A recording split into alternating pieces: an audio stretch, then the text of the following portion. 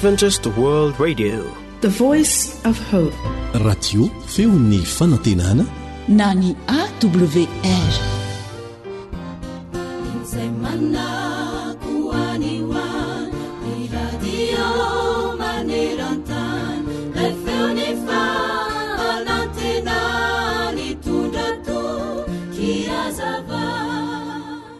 Ty mpampianatra anankiray ity dia anisan'izay tia milaza sy manambara amin'ny mpianany mandrakariva fa Andriamanitra dia tsy mahay manota. Indray mandeha ary dia nanontany mpianana izy nanao hoe hono araka izy. Inona reny zavatra izay tsy hain'Andriamanitra tao e? Nangina avokoa ny tao an-trano rehefa naharezany fanontaniana toa hafahafa izany. Raha mbola samy variana ny eritreritra izany fanontaniana izany ny mpianatra, dia indro nanangan-tanana ny kely indrindra tamin'ireo mpianatra ireo ka namaly hoe tsy mahay matory Andriamanitra tompoko. Fa nahoana hoy ny mpampianatra? Dia hoy ilay kely namaly ny mpampianatra hoe satria miambina antsika izy rehefa matory sika. Ahoana re no hanamarinanao izany e? Hoy ny mpampianatra. Dia nieritreritra kely aloha ilay kely, ary avy eo dia namaly hoe ny Baiboly tompoko no milaza hoe indro tsy mba matory na rendremana ny mpiaro-ny Israely. Eny, marina tokoa izany, hoy ny mpampianatra. Tsy mba matory na rendremana tokoa ilay Andriamanitra tompontsika, fa miaro antsika amin'ny loza na andro na alina. Noho izany dia tokony ho atoky azy mandrakariva isika, ary ahatsapa izany fiarovan'Andriamanitra izany isan'andro, satria tsy mba matory na rendremana ny mpiaro-ny Israely. Salamo 1:20 ny andininy 4.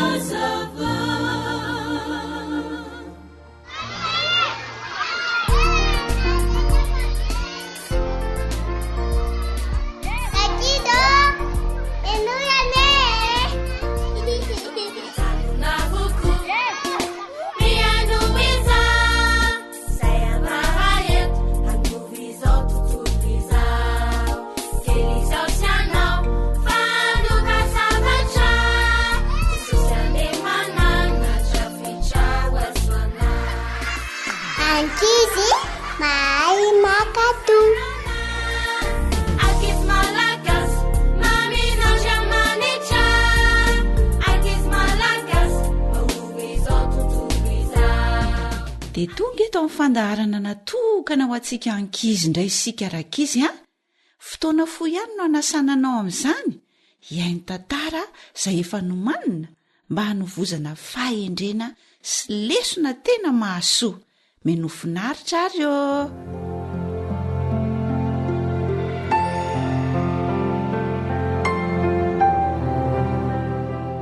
Eritreritra tsara amin'ny sisa.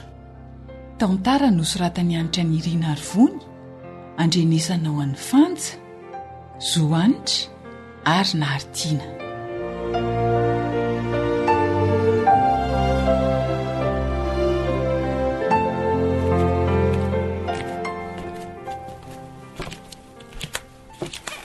Fa maninona ianao ny tohotry ny hafahafa izany ry nanoa? Efa 3 andro izay ianao ny voamarika ohatry ny malahelohelo izany.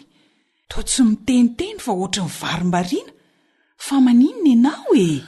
Ka misy zavatra mahasosotra fotsiny roneny a. Fa inona nefa izany e? Mankarary anie io mitazona alahelohela be io e. Tsy mahasalama fa harary fo eo ianao amin'ny farany. Ary so dia marary ianao fa tsy miteny. Marary ave dia tsy hiteny amin'eny e. Fa ahoana e? Misy inona? Ao ary fa ho tantaraiko amin'eny e. Fa tsy tezitra nefiny eny a. Tsy fantatra akory izay olazainao ko inona ny tokony hatezitra ka? Eny ary neny a. Ao fa tantaraiko. Tantarao ary.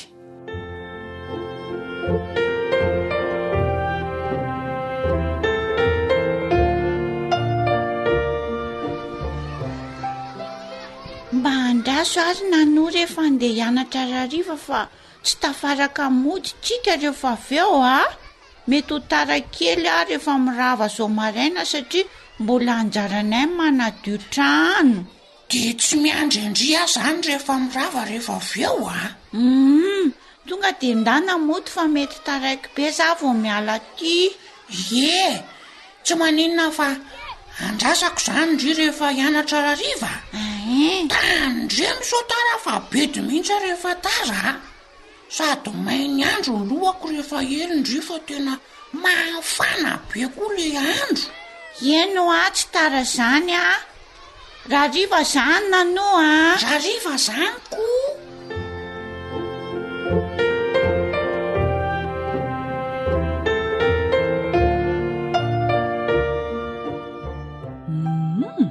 dia inona mampalahelo amin'izany resaka izany ka sa tsy nandrasanao izy tamin'ilay fotoana fanaovanareo? Niandry amin'ny pako mihitsy dia niaraka nakany am-pianarana mihitsy izay. Ka maninona misy inona? Mbola tsy tapitra angeriny eny le izy ka tohizo ary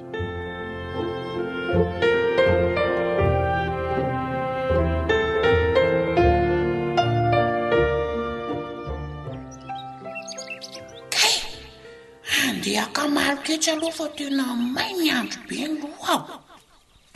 Hoay i pako ve ty izy ve iny?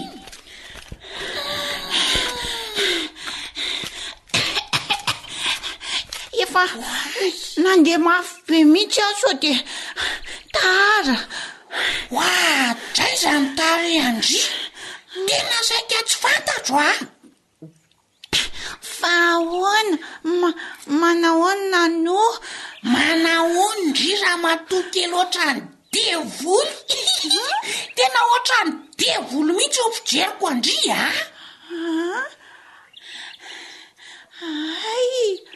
fa nga tena ratsy be za ka solomaso ndry ane mainty be loatra nga koa ndry nandoko tare jerety izy mitakosina be mihitsy dia tena gaka saika tsy fantatro mihitsy ndry raha tsy efa nitsika ndao ary fatary ndao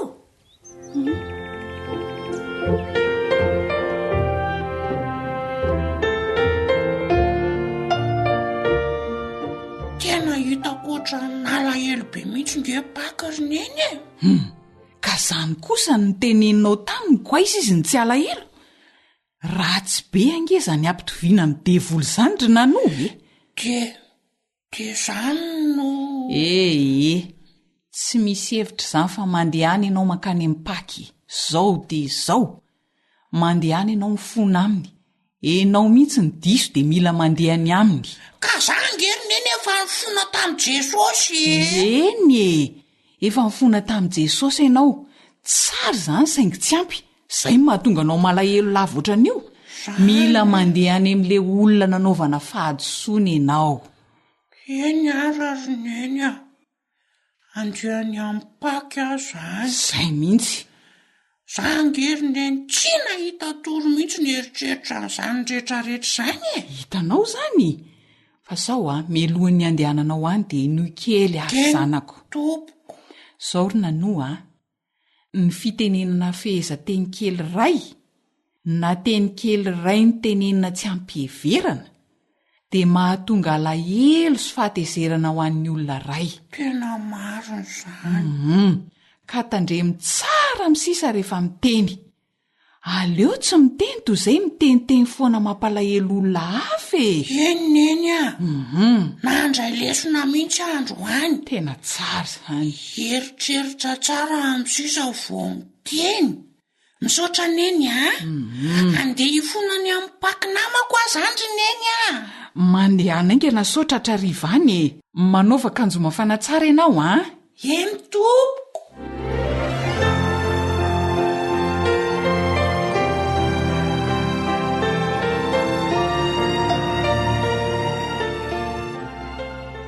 zao rakizy andehantsika hiaraka ndray lesona avy amin'izany tantara izany okisika hieritreritra tsara alohan'ny tenenana manomboka izao fa sao dia manao mampalahelo ny namantsika. Raha teny somary sarotra no tenenina dia aleo mangina kely aloha, indrindra fa hiteny eo mason'ny olona marobe, dia mivavaka mangina amin'i Jesosy raka izy ny tsara indrindra alohan'ny tenenana amin'izay tsy miteniteny foana. Tena afaka manampy ianao amin'izay tokony ho teneninao Jesosy. Izany dia mandra-peona amin'ny manaraka indray ary eo.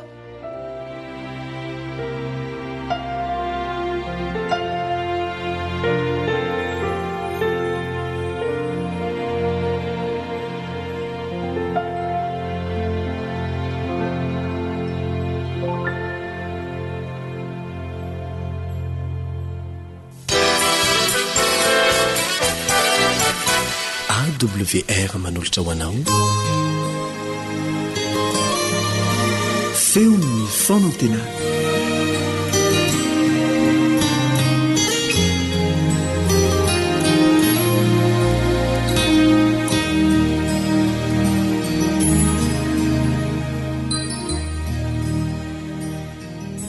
Mandray tanànanao ny namanao Ilion Andriamitansoa. Milohan'ny irantsika mianatra ny tenin'Andriamanitra, manasanao mba hiaraka mivavaka amiko.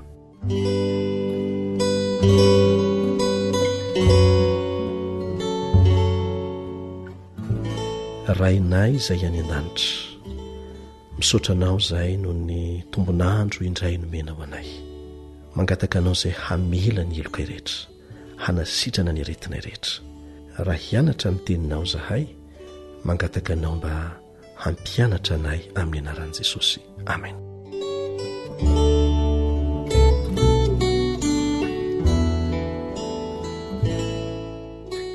Efa mba nanao zavatra tena mampangitangitaka ve anao teo amin'ny fiainanao? Inona ny tahotra lehibe indrindra izay fa nahazo anao? Angamba mety hoe nianika tendrombohitra avo be, mety koa hoe nitsingevana teny amin'ny habakabaka, na koa nidina tamin'ny antsana lalina. Mety koa angamba nanao fifaninanana azakazaka bisikileta, na mitangina lakana teny amin'ny rano mandeha, na mety ho hafa mihitsy ihany koa. Inona ireny rehefa nataonao ka nahatonga anao tamin'ny toerana mety ampididoza? Inona ny fiantsiana izay natrehanao ary tsy maintsy hitadiavanao vahaolana amin'ny maha-kristianina anao? Inona no fandraisanao ny antso nataon'Andriamanitra taminao mikasika ny fiaraha-miasa aminy? Misy kristianina anankiray izay nanana fanandramana mahery vaika ary misongadina tokoa niaraka tamin'Andriamanitra. Dia izao no famaritana lazainy mikasika an'izany hoe kristianina izany: olona tsy tafandrimandry, miala amin'ny tsy fahalalana ary mandeha mihoatra ny fahafahany, misedra ny heri-po. Izany ny atao hoe kristianina. Asaina ianao hamaky izay voalaza ao amin'ny Hebreo 12:10 Hebreo 12:10. Lohatenin'izany toko izany dia ny hoe filazan-tantara mampiseho ny herin'ny finoana sy ny valiny. Ary dia misy olona maromaro no tsongaina manokana eo mba ahafahantsika mandinika ary mianatra n'izany hoe olona mampiseho ny herin'ny finoana izany rehefa miaraka amin'Andriamanitra. Raha tsapanao fa tena malemy dia malemy finoanao, dia angatahana indray ianao hamaky izay voalaza eo amin'ny 12 amin'ny bokin'ny Hebreo. Ny lohatenin'izany 12 izany dia manao hoe fananarana ampahatanjaka ny sainy malemy finoana sy ampaharitra azy. Dia andeha ovaka itsika ny ampahany ao anatin'izany Hebreo 12 izany. Hebreo 12 ka ny 1 ka hatramin'ny 4 novaka itsika. 1 ka hatramin'ny 4. Koa amin'izany, satria misy vavolombelona marobe toy izany manodidina antsika toy ny rahona, dia aoka isika hanaisotra izay rehetra mitambesatra amintsika mba miota izay malaky mahazo antsika, ary aoka isika hiazakazaka amin'ny faharetana amin'izao fiazakazahana filokana napetraka eo an'lohantsika izao. Mijery an'i Jesosy, tompony finoantsika sy mpanefa azy, izay naharitra ny azo fijaliana fa tsy nitandro henatra, mba hahazony ny fifaliana napetraka teo anoloany ka dia efa mipetraka eo amin'ny ankavanany seza fiandrianan'andriamanitra izy fa ivery tsara ilay naharitra ny fanoerana nataon'ny mpanota taminy fandrao ketraka ianareo ka ho reraka ny fanahy ianareo. Ianareo tsy mbola nanohitra ny ady tamin'ny ota hatramin'ny fahalatsahan-dra ary hadininareo ny fananarana izay milaza aminareo toy ny amin'ny zanaka hoe anaka aza tao zavatra kely ny famaizana taon'i Jehova aza reraka raha resy lahatry ny anatra taony ianao fa izay tiany Jehova ny faizany aza zanaka rehetra raisiny no kapohiny fa maizana no antony iaretanareo. Andriamanitra mitondra nareo tahaka ny zanaka fa aiza moa izay zanaka tsy faizandrainy fa tsy faizana tahaka ny hitondrana azy rehetra ianareo dia zazasary fa tsy zanaka.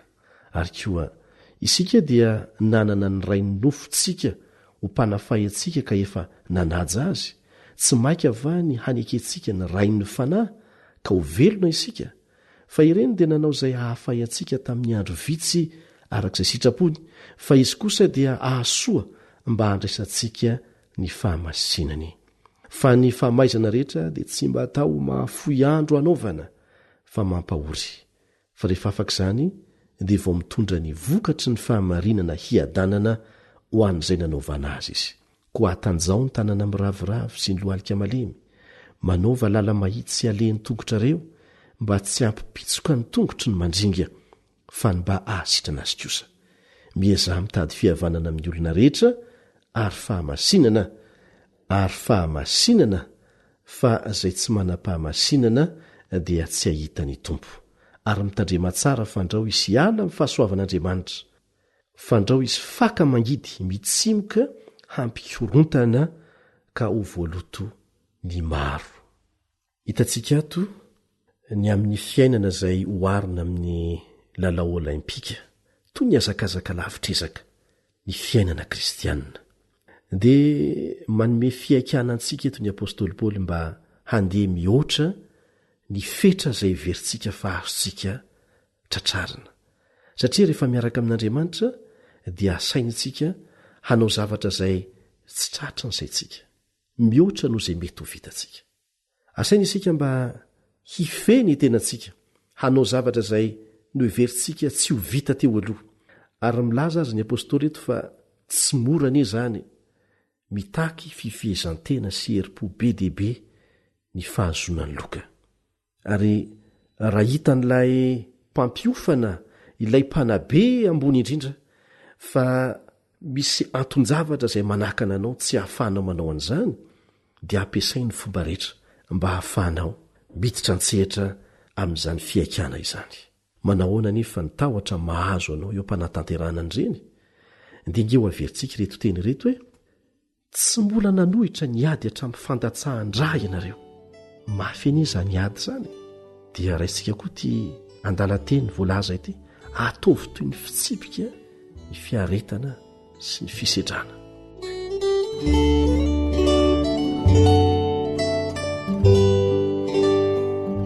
Ny famaizana rehetra dia tsy mba atao ho mahafaly andro anaovana fa mampahory.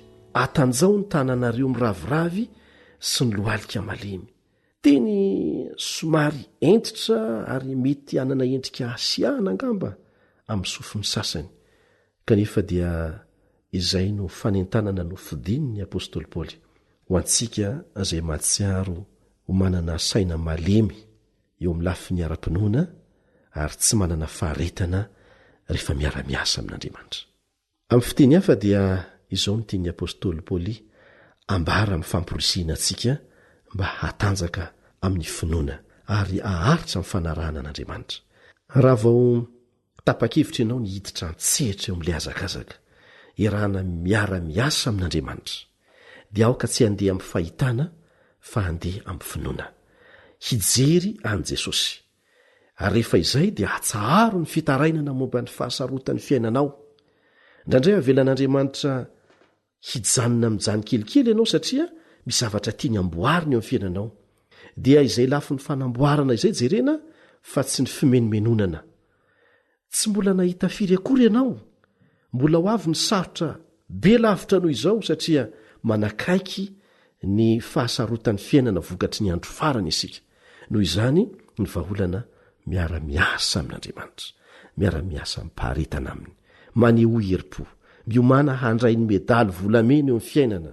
Tsy mora ny miaina ho an'Andriamanitra ao anatin'ny tany ny fahavalo, nefa mampientanentana ihany koa izany. Noho izany mialao amin'ny toerana milamindamina misy anao, esorony tsy fahalalana, sahia miaina miaraka amin'Andriamanitra. Tsy maintsy manao safidy ianao, ary efa nanao safidy iaraka aminy, tohizo hatramin'ny faran'izany azakazaka izany, satria nampanantena izy fa izay rehetra vonona niaraka hiazakazaka aminy dia tsy maintsy handresy miaraka aminy koa. Zao ny voalaza eo amin'ny Hebreo 12:1 versintsika indray mandeha. Koa amin'izany, satria misy vavolombelona marobe manodidina antsika tahaka ny rahona. Iza moa izy ireo? Izy ireo dia medaly volamena ny mpandresy eo amin'ny fifaninana ny fiainana. Dia mitanisan'izany ny voalaza eo amin'ny Hebreo 1:12. Ny sasatsasany amin'izy ireny ao anatin'izany ireo tanora izay nafoy ny toerana tiany mba hahafahany miaina miaraka amin'Andriamanitra. Ho jerentsika inge ny santionany amin'izy ireny nanana ny herim-po nankatoan'Andriamanitra i Abela, ary namoizany ny ainy izany fanapahan-keviny izany, kanefa fiainana mandrakizay no holovainy aorinan'izany. Niobezany fiarahamonina sy ny havana mantsaka izy Noa raha niavaka tamin'izy ireo mba hivelona ho an'Andriamanitra, ary dia noheveriny olona ho adaly izy saingy nikiry ary nahazo medaly volamena no ny herim-pony. I Abrahama kosa dia nitsambiky ny Kipra izay ny azo ilazana azy reo anatrehan'ny olona materialista, nandeha tamin'izay nitondran'Andriamanitra azy, niatrika loza sy fisedrana maro samihafa mba hahafany miaina ho an'Andriamanitra, ary dia valosoa lehibe no azony satria tonga fitahiana ho an'ny firenena maro izy. Nafoy zavatra maro tampinoana ihany koa mosa izy mba hahafany velona ho an'Andriamanitra. Nilaozany nihaja ny toerana ambony, nilaza mankarena tany Egipta mba ahazon'ny medaly volamena ny herim-po avy amin'ny tompo. Ary fiainana mandrakizay feno fandresena sy fitahiana ny miandry azy. Tsy nirodana ihany koa nge mandany Jeriko raha tsy nanam-pinoana hivoaka sy hitarika ny olony handeha nydidina ny tanàna ny mpitarika. Ny salasala nanesy ny olona kanefa tsy nijanona izy. Natanjaka sy berim-po izy ary iray amin'ireo mpandresy nahazo medaly volamena ny tompo ihany koa. Tsy maintsy nisedra ny tahotra Daniela rehefa tao an-davaka, niaraka tamin'ireo liona nona, saingy vonina no hoan'ny tompo hatramin'ny farafofonaina izy dia nahazo fandresena. Nitahan-kerim-po goavana dia goavana ihany koa ny fijoroan'ny Sadraka sy Mesaka ry Abedinego, fijoroany ho an'ny tompo raha ny ankohoka teo anatrehan'ny sary sy ny vahoaka marobe. Ny olona rehetra zareo tsy nanaiky ny ankohaka, mety ny hevitra angamba ny sasany hoe misy dikaninona koa moa izay mikohoka amin'ny sary iny, nga iny moa Andriamanitra maninona raha mba mikohoka kely? Saingy tsy nanaiky an'izany Sadraka sy Mesaka ry Abedinego. Niatrika ny fahatezeran'ny mpanjaka sy ny lafaoro misy afo mirehitra izy ireo, saingy nataon'Andriamanitra hiara-iasa soa izany mba hanehoan'Andriamanitra ny vonany eo anatrehan'ny jentilisa. Ary dia nivoaka mpandresy, nahazo medaly volamena koa izy 3 lahy reto. Dia mbola azonao tohizana ny lisitra lava dia lava na tamin'izany fotoana izany na tamin'ny vanim-potoana iainantsika. Maro ireo olona izay nahazo fandresena noho ny fijerena any Jesosy teo amin'ny azakazaka izay nataony. Tsy nijery tamin'izay mety ho hitany masony izy, fa rehefa azo niantoka fa Jesosy no mibaiko sy mitarika azy dia nitohizany diany, ary ny farana tamin'ny fandresena hatrany izy ireny. Tanora maro nandritra ny vanim-potoana ny fandimbony na vita tahaka an'ireo izay nitanysaintsika teo, na tamin'ny fomba makadiry na tamin'ny fomba izay veritsika ho madinika, dia nanana ny herim-po hiala tamin'ny olona maro izy ireny mba hivelona ho an'ny tompo. Ninonina ho sandan'izany, kanefa ny sandan'izany dia fandresena hatrany, medaly volamena. Tsy nomena tany amin'ny lalao olimpika, fa nomen'ilay mpamorona izao rehetra izao. Ary akoatran'izay dia fiainana mandrakizay no miandry izay rehetra sa ny mandroso miaraka amin'i Jesosy. Hinoko fa handray fanapa-kevitra ihany koa ianao hanaraka an'i Jesosy amin'izay azakazaka izay, azakazaka izay azo antoka ho an'izay maharitra hatramin'ny farany, fa tsy maintsy handraisana medaly volamena ary fiainana mandrakizay feno fahasambarana. Amen.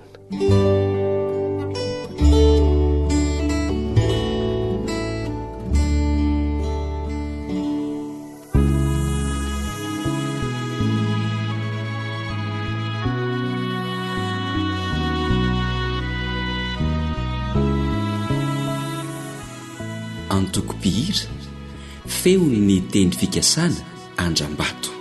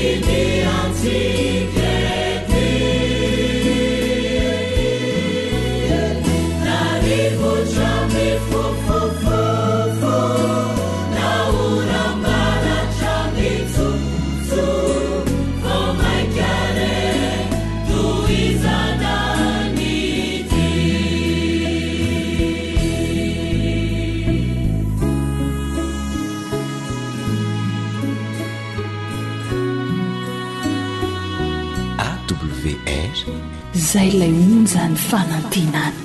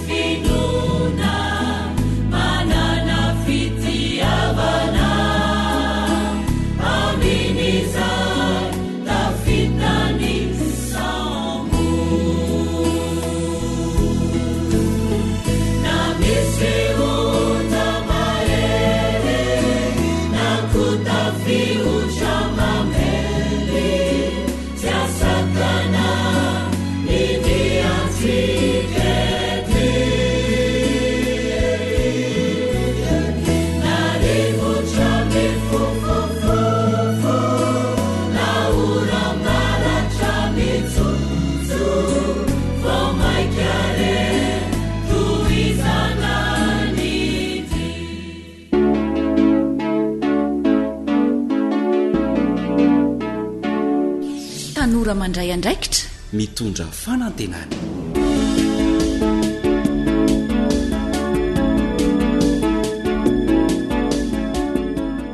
Miaraban'ny tanora rehetro, miaraba koa ireo ray aman-dreny izay liana amin'ny fandarana natokana ho an'ny tanora. Rariny moa izany amin'ny mampanabe azy. Faly miaraka amintsika eto indray ny namanao Elion Andriamitantsoa. Ahalinanao ty fandarana manaraka ity azo antoka izany satria miresaka mikasika ny fitrandrahana hevitra ho lasa asa mahavokatra sy mahavelona ho an'ny tanora ity fandarana ity. Be dehibe isika tanora no sahiran-tsaina, tsy nahatody fianarana fa ny sasany aza teo amin'ny ambaratonga voalohany dia tavela no ny antony tsy fanomezantsiny. Misy koa ireo manana diplôma ambony, manana lisansa, manana maîtrise, misy aza manana doktora, fa dia ny hevitra ny betsaka fa tsy mahavita manomboka mihitsy, na koa hoe mety ho mpiasan'olona foana dia ampiasaina any amin'ireny tetikasa samihafa ireny. Tsy maninona izany. Saingy voafetra ihany ny asa maha-consultant. Tsy maninona izany, andraisana traikefa fa lay nofinofy mba te hanana ho an'ny tena manokana hanangana orinasa madinika na salatsalany. Io zany no olana, aiza ny aingana, aiza ny vola, ahonina ny fitrandrahana hevitra. Ny torohevitra mahakasika an'izany indray no arantsika eto amin'ny tian'io ity. Manasanao ary aloha hanaraka ity tantara fohy ity.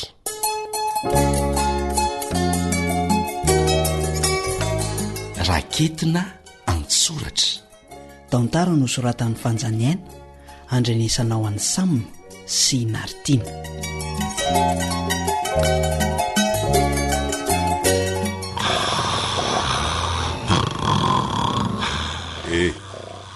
Ndana ny asa tao aingana fa mila manenjika livraisontsika. Ary eto aty aloha io ramboankazo io sotroko fa mamay be aingana. Tombo tena manofo le ty. Mifoaza le tsy alà. Iza manofy? Ilako iza ndray. Ranomboankazo avy aiza zao itadiavany laosotrony io. Nisy mihitsy le ty teo fa nisy nakanga. Ary misana kely aloha Jesu fa aza mandondona sala amin'ny armoire eo alohako eo ela. Kay. Badenina be azany. So de mila entina any amin'ny dokotera ary tombo fa tsy dia salama. Sa maninona? Sady samy manana ny fipetrahany ane tsika zao ko mandondona ahoana ary ah. Ela aza rendrika sy nyesona be tsy nahatsiaro zay ambonin'ny tany. Le anjara masoandroko mihitsy anie zao io takoman'lay io e. Mitan'andro angelitiny no antony ipetrahako eto e. Tombo ah. So de mbola manofy ary ela na miasa saina. Ka tsy akanjo lahy ihany zao io miantona mitady manakona ny lahy io. Le ty lesa mila vaniny fotsiny tsy. Ary maninona le radio no atao ato anaty gombary ato. Zay. Nitady an'izy tingeny nampipenipenina hatrany hatrano ka hatrety andavarangany ity e. Le kapoka-mbary indray nahazo toerana tsara teto fa ny radio lasa ao anaty gony. Raha be le fandehan-javatra rehefa miasa ny saina ry Jesy. Mbola voafiry taona ohatran'io ve lary tombo de fa miasa saina ohatr'izany a. Maika fa rehefa hanambady. Fa nga mandrebireby indray ry Kiala Sosy ry Margrity. Sa manomanina mibovolon ka. Elalitsy. Kanefa tsy efa nisaraka ve moa nareo e. Sa efa hanambady kosa tombo. Aza miteniteny foana ry Jesy a. Namako fotsiny reny. Iza mahalala. Ny raha natamin'ny bovola aza lesy efa raha be. So fa afaka. De mbola pinina inona indray. Iza mahalala. Zafady a. Tsy mora ne lesy ny miatrika an'izao fiainana izao e. Zay aloha. Ny tena azy ty tsy mbola maleo tena. Tsy manana fototrasa azo antoka ko anambady anambady. Ahoana ny tokony ho atao? Zany zao no mampiodikodina ny ty lohako ty. De farany areniko ny torimaso teto. Ny matory ihany kosa aloha ny fanafody mampitony ny fiasan'ny sainy. Marina ne zany ry Jesy fa tsy manany ihany e. Mitovy ihany ane tsika e. Fa tsy hita hoe inona ary ny atao. Sahirana mihitsy mieritreritra hoe inona ny asa ho ataoko. Anahoana no avy raha arak'izao fahasarotan'ny fiainana zao ny jerena. Mahavahalalana ny eletsy le izy. Raha ny hevitra ny eletsy betsaka e. Azo lanjaina amin'ny taonina mihitsy. Fa tsy hita hoe atombo-kaiza. Zany mihitsy. Lasa manjavona fotsiny. De fa raha nirendriko ny torimaso teto ampitoerana teto. De nanonofy aho hoe mba lasa mpamatsy fitaovam-pamokarana ho an'ny tatsahony ah.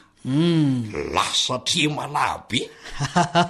Ay lesy le izy nofo fotsiny ko. De ty kapoka-mbary ty zany ny saika isotroniarany teo.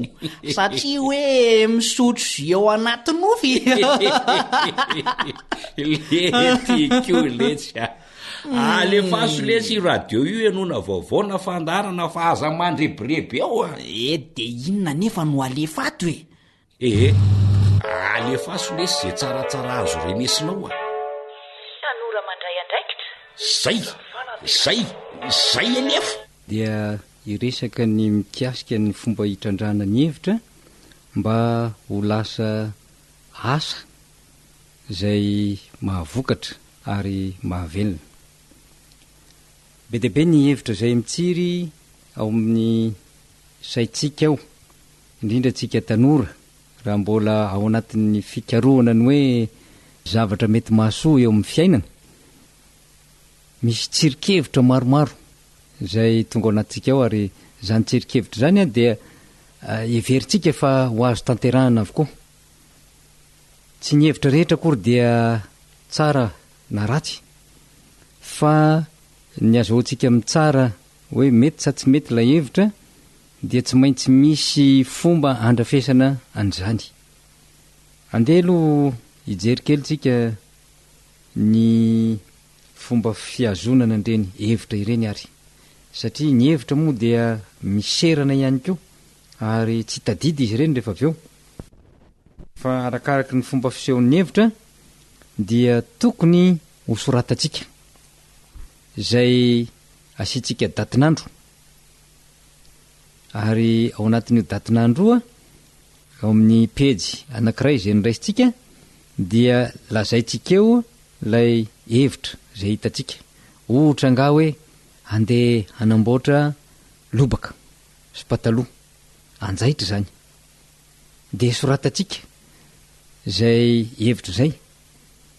Ary eny am-pandehanana eny a isan'andro rehefa mba mamaky an'io carnet io zany ianao na cahier io, de soratanao indray a zay zavatra hitanao mikasika andreo zavatra tiana atao reo, hoe lobaka na pataloha, asa nga hoe lamba, de lamba toy inona, de aiza ianao no mahita, ohatrinona ny metatra, ny bokotra, ny kojakoja maro samihafa zay mety ho hitanao eo amin'ny lobaka, de toy zany koa ny pataloha.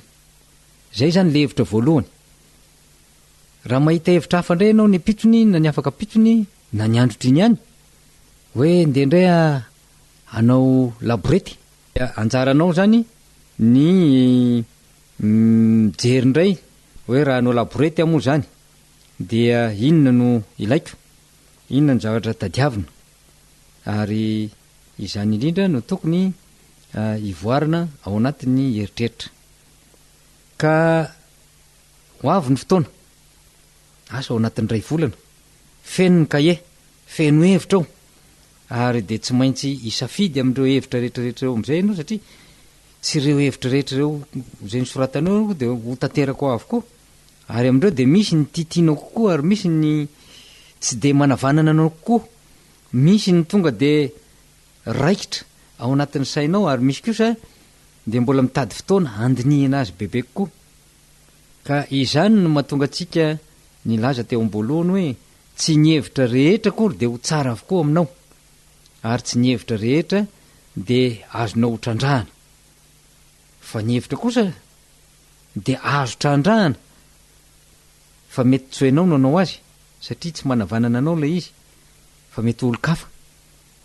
Fa ny zavatra atao fotsiny zany averiko indray dia manangona ireny hevitra ireny ianao, manangona azy amin'ny cahier, manoratra azy isaky ny fahatongavany. Zay no dingana voalohany eo amin'ny fomba atao mba androsoana eo amin'ny fanatanterahana ny hevitra anankiray na anankiroa. Ahoana ary zany no fomba anavahana ny hevitra zay tsara ho trandrahanao? Zay ny fanontaniana mipetraka. Mety misy hevitra 10 na 20 na 30 efa voasoratra ao, ahoana ny fomba ataonao mba azahoanao misafidy tsara ny hevitra mifanandrifya amin'ny zavatra zay tadiavinao? Ny tolotr'hevitra zay atolotra eto dia azo ampiarina amin'ny lafiny maro eo amin'ny fiainana, rehefa akany atao hoe fanapahan-kevitra ianao.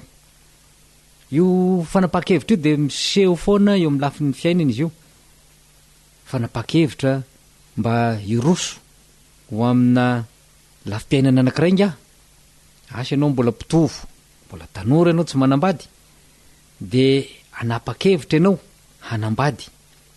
de ataonao dolo ny anaran'ireo tovavy raha tovolahy ianao zany zay mba fantatrao sy mba hitanao sy mety mba fatafaresaka taminao teny hoeny soratanao ho toy ireo hevitra be deaibe ireo izy ka ao anatin'izay a de tsy ninarana fotsiny ny soratanao hoe ty ranona de ampy anao zay mba azahoana manapa-kevitra fa misy lafin-javatra maromaro reny atao hoe critère zay takinao ka arakarak' reny a no anampy anao anapa-kevitra ohatra nga hoe ny a de somary lava volo ny tiako ny alavany dia 2 metatra sy 80 ny lokon'ny oditra de toy zao somary mazavazava na atonotony na zarazara ny fombafombany fomba mpiainany zany asa manana asa izy de miasa aiza ny lafiny hoe zavatra tiany sy tsy tiany ny ray aman-dreniny eo ihany ko mbola mety an-tany ianao hoe nde mba ho jereko ny fianarana zay vitany ny finoany ny lafiny hafa eo amin'ny ataoko hoe fahaizana miaramonina de mety ho jerenao ihany ko ny kapoben-javatra hoe izavy reo namany etsetra azotsika toizana lava be mihitsy io ary tsisy hafa am'izany ny tokony ataonao eo am'ireo hevitra zay hitanao trandrahana arak'izay azo atao mihitsy ka ny fomba zay atoroko anao zany zao de efa natsidika teo de tokony andalo sivana ireny hevitra ireny ary lay fanontaniana apetraka ao mikasika ny hevitra anankiray no sivana zay anavahanao ny ilaina sy ny tsy ilaina de ataontsika hoe misy sivana voalohany zany zao rehefa eo dolo le hevitra rehetrarehetra de oka ianao tsy hanao ohatry ny sasany hoe nde ataoko atsapaka tsika tsy miaina am'zany kisendrasendry zany satria misy ola manao an'zany mihitsy hoe ataony adolo zany le hevitra rehetrarehetra de atao anaty satroka de de zay voaraiko ato zany no izy olona matahotra haka andraikitra ny manao an'ireny matetika fa ianao tanora ho tompona andraikitra ianao no zany de tokony hiatrika tsara izany sivana izany ary tsy atahotra mihitsy satria indraindray de ohatry n'lay fitiavana voalohany iny no misarika ny saina de tsy mety miala de matahotra ny analana iny rehefa tafiditra ao anatin'ny sivana izy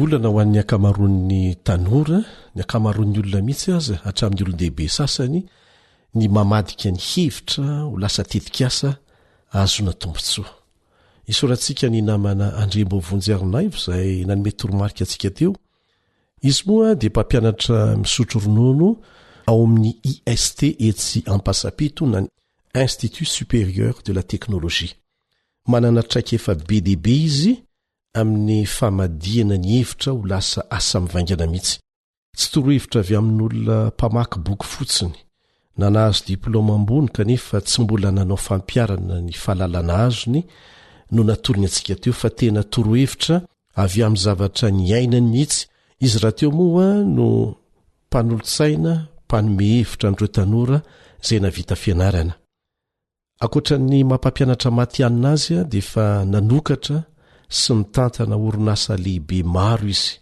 ary eto dia mbola misaotra azy a fa izy koa no anisany efa mba nampianatra mahakasika ny fanoratana tetikasa sy ny fomba hitantanana ny fanatanterahana an'izany mbola azo lazaina hoe fampidirana ihany na rahantsika teto androany fa miangavy ianao izay hanaraka tsy tapaka ity fandarana ity hanarahanao ny toyny ny fanentanana ataonay ho an'ny tanora dia ity esoro reo sakana izay mahatonga anao tsy afaka manatanteraka ny nofinofinao anisan'ny sakana ny fiheverana fa ny asa birao ihany ny tsara tsy ratsy ny asa birao sangy raha mijanonao ely ianao tsy manana tetikasa ho an'ny tena manokana dia ho lasa nofinofo fotsiny ho lasa mpandraraha matianina ary tsara mantsy ny alalantsika tanora fa toetsaina no volen'ny mpanjanatany tao amin'ny zanatany mihitsy ny hoe ny fonksionaira na ny mpiasa-panjakana ny tsara indrindra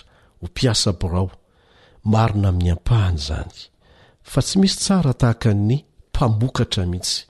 Ny mpamokatra ny ambany vohitra zamo dia nomenanarana mihitsy hoe tambany vohitra. Zany rehetrarehetra zany a dia nanimbana ny toetsaintsika. Ny tsara indrindra hoy izahay dia ny mamorona asa ho an'ny tena manokana. Mangidy ambolohany fa mamy ny hafarany.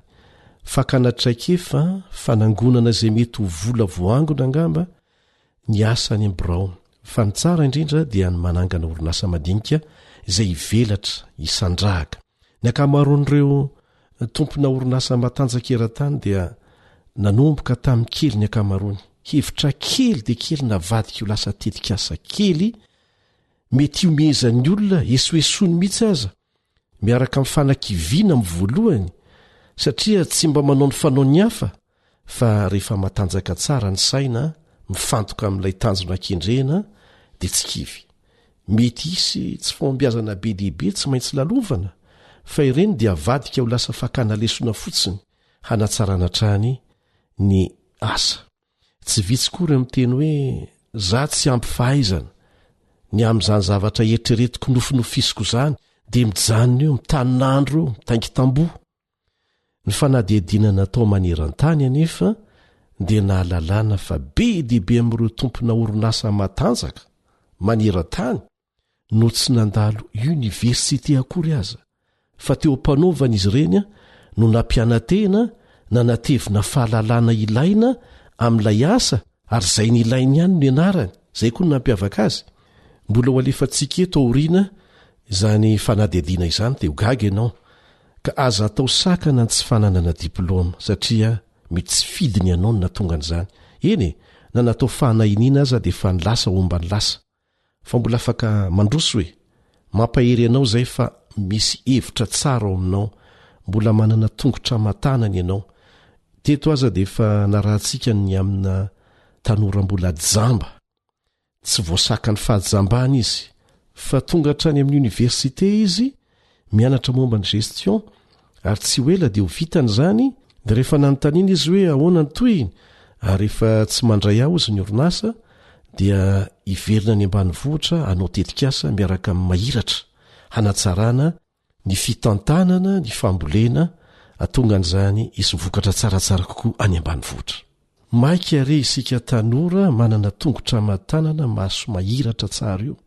Ka raha tsy manana diplôma ianao dia ekena fa tsara ny manana ary mbola ilaina ny mianatra rehefa misy fahafahana, saingy tsy sakana velively izany ahafahana mamorona tetikasa. Misy olona anankiray izay fantatro tsara, fijoroana vavolombelona ity. Tsy nanana izy na BEPC aza, kanefa ny olona nanofatrano tao aminy dia olona mpiasa mpanjakana manana diplôma ambony daholo. Dia nandinika ny fiainany manana trano tsara marobe izy eto Antananarivo, akoatra ny any ambany vohitra. Matetika nefa izy no hitako mandeha tongotra, tsy mikiraro akory. Dia nanomboka nanadiady ny fomba fiasany fa asa tsotra tsy sarotra atao le ataony, saingy tia karokaroka le rangahy. Fivarotana ilay izy, fainy tsara mifehany izany sy mampivelatra an'izany. Koa satria mpinamana izay dia nanontany azy aho hoe ahoana ny tsy ambaratelonao saika voatonoko ny anarany, fa tsy tsara ny anonana azy eto. Dia hoy izy, toetsaina io, tsy mila matahotra izay ilazan'ny olona anao ianao eo amin'ny fihetsika ao ivelany mba hatratraranao ny tanjona kendrenao. Tsy mila miaingitraingitra ozy, tsy mila tia sehoseho, ary tsy matahotra mandoto tanana, tsy kamo fo maraina, ary tsy menatra mivavan'ny olona amin'ny zavatra tokony atao, kanefa vitsim-panao. Tsy adiniko ireo teninareo, ary ampitaiko amintsika zandry rehetra. Itoy amin'ny manaraka ny toromarika omeny namana Andriambovonjerinaivo, fa ny zavatra tianao tsindriana manokana eto mialohan'ny amaranantsika ny resaka dia ity: tsotra nefa tena sarobidy ny fananana tahiri-kevitra. Ny hevitra ihany mantsy no mivadika ho tetikasa.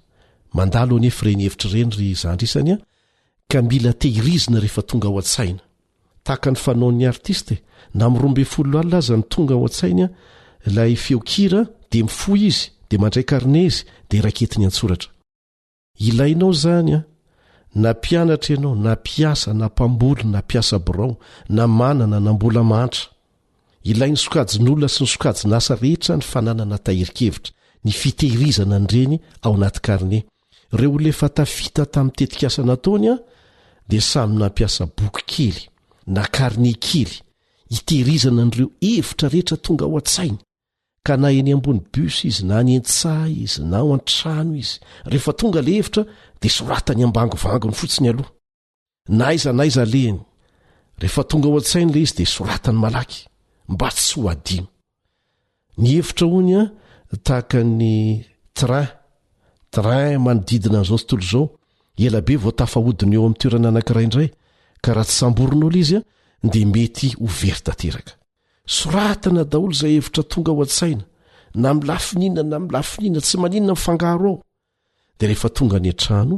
na ny ambirao dia dinihana tsara ny fomba mivelarana ny fomba natanterahana ilay hevitra ampitomboana tsikelikely eo atsaraina tsikelikely eo miaraka amin'ny fanatsarana ny fifandraisana amin'ny hafa dia avadika eo lasa tetikasa ka manomboko izao ary ry tanora namana isany a dia manasa antsika hanandrana ny ampiasa karne tahirikevitra ino no anarany karne tahirikevitra tsy lafo ny karne tsy lafo ny stylo andeha afoizitsika amin'ny hoe kata le izy inona hoe kata karne tahirikevitra inoko fa ampy afahantsika misaintsaina sy mandray fanapa-kevitra izay fandarana na rahantsika teto izay ho antsika tanora fazadiny ny fanarahana ny toiny amin'ny manaraka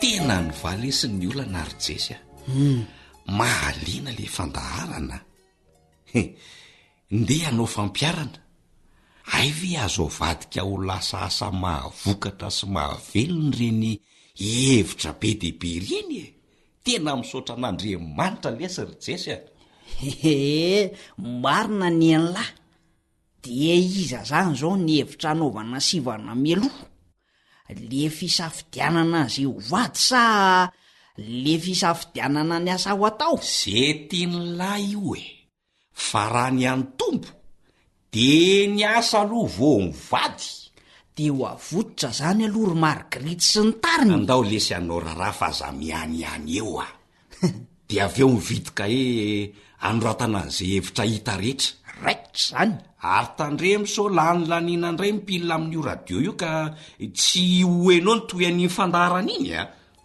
eno amin'ny herin'ny ray sika manaraka ny toyny za koa anie mba liana amin'le izy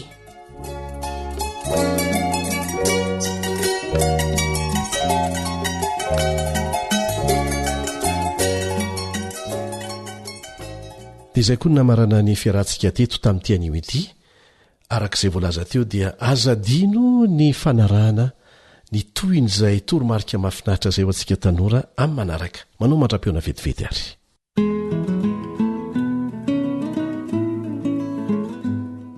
AWR téléphone 034 06 797 62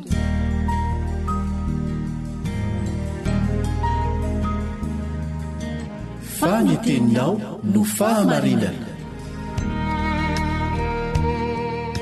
taridalana manokana fianarana baiboly avoaka ny fiangonana advantista maneran-tany iarahanao amin'ny radio feo ny fanantenana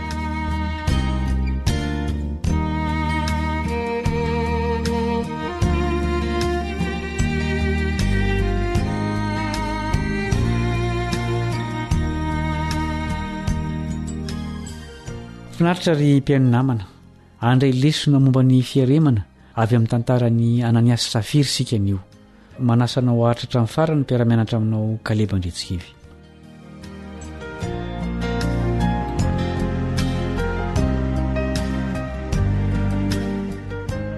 Anisan'ireo mambra tao amin'ny fiangonana voalohany i Ananiasy Safira nahitany firoborobony fiangonana izy mivady hitan'izy ireo ny fiasan'ny fanahy masina tamin'ny hery lehibe. Izao no fitantaran'ny baiboliny amin'ny fiangonana sy ny mambra tao aminy nandritra izany fitombony nahavariana izany.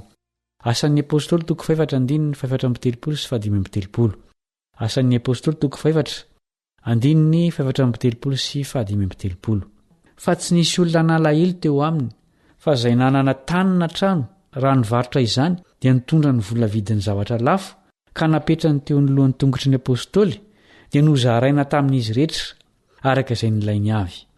Nientanentana fatratra no ireo zava-mahavariana ny seho teo amin'ny fiangonana Ananiasy sy Safira. Naniry ny andray anjara tamin'ny asan'Andriamanitra ihany koa izy mivady. Ka dia nanapa-kevitra hivarotra ampahany tamin'ny taniny izy ireo ary hanolotra ny vola ho an'ny fiangonana. Tsara tokoa izany hatreto.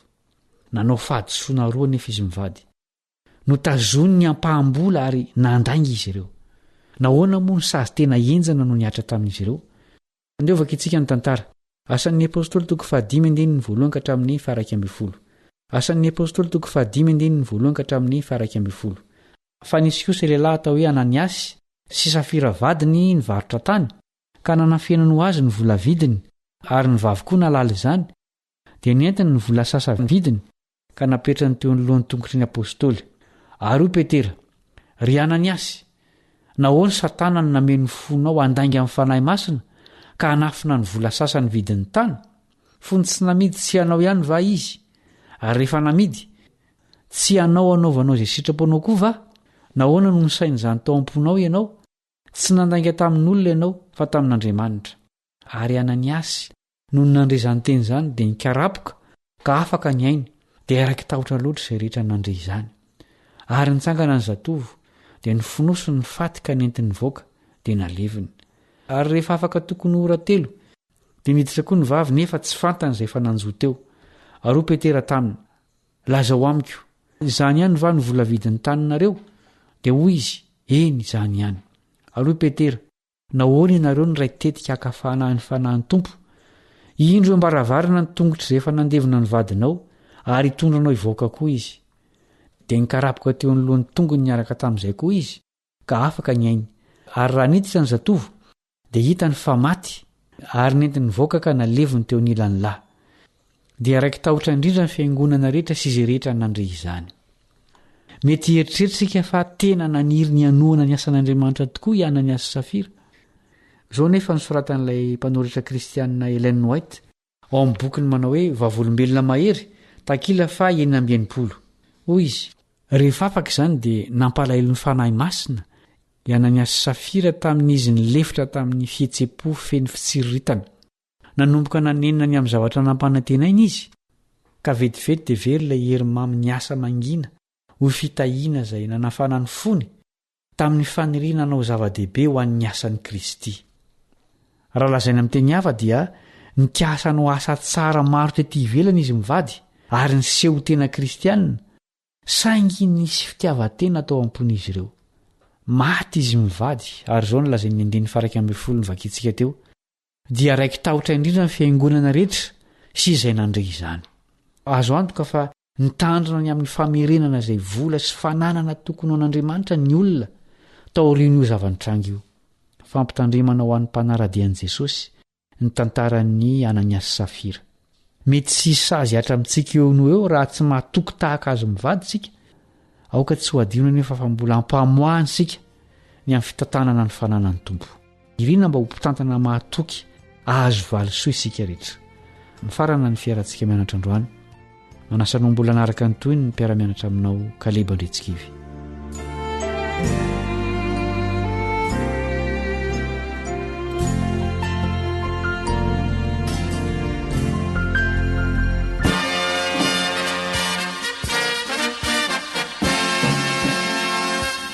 Adventist World Radio, the voice of hope. Radio feon'ny fanantenana. Ny farana treto, ny fanarahanao ny fandaharan'ny radio feo fanantenana na ny AWR amin'ny teny malagasy. Azonao atao ny mamerina miaino sy maka maimaim-pona ny fandaharana vokarinay amin'ny teny pirenena mihoatriny 100 amin'ny fotoana rehetra. Raisoaryn'ny adresy ahafahanao manao izany. awr.org na feofanantenana.org.